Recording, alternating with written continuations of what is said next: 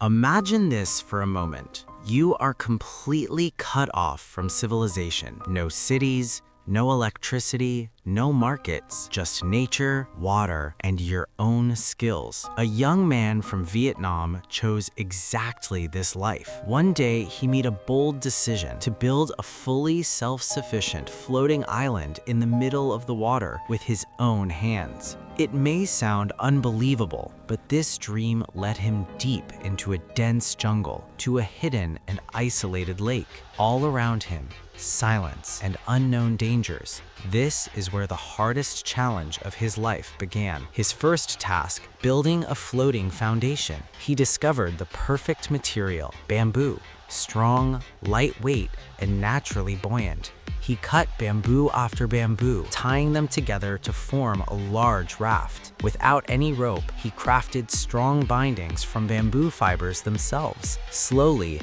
his floating base began to take shape. Next came building the house. Without using a single metal nail, he relied on an ancient technique, joining wood by carving holes and locking pieces together to create a solid frame. For the roof, he split bamboo into thin layers and arranged them like tiles, allowing rainwater to slide off easily. Within days, a small but sturdy house stood floating on the water. But a house alone isn't enough to survive. He needed food. He stepped into the water, catching fish and collecting shellfish. Then, he started a small garden right on the raft. Using soil gathered from the forest, he planted chili, vegetables, and even a banana tree. Slowly, his small floating home transformed into a small green world. He then built a small fish pond in the center of the raft and created a special trap. One day, catching a large catfish. To move around, he built a pedal-powered boat, allowing him to travel easily across the lake. But his vision didn't stop there. He began growing rice on water. Using bamboo structures, banana leaves, and layers of soil, he created floating farmland. And soon,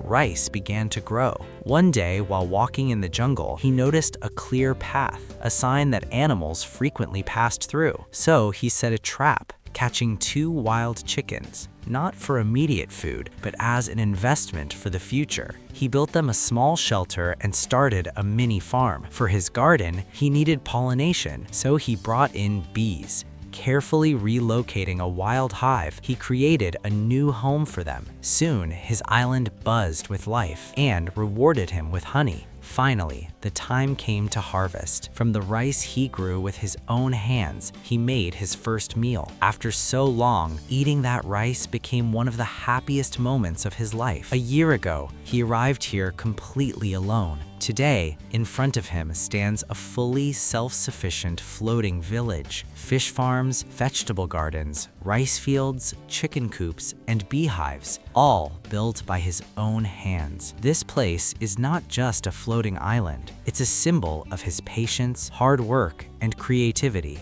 In the end, he realized one powerful truth. You can't conquer the world alone, but by working with nature, you can build a whole new world with your own hands.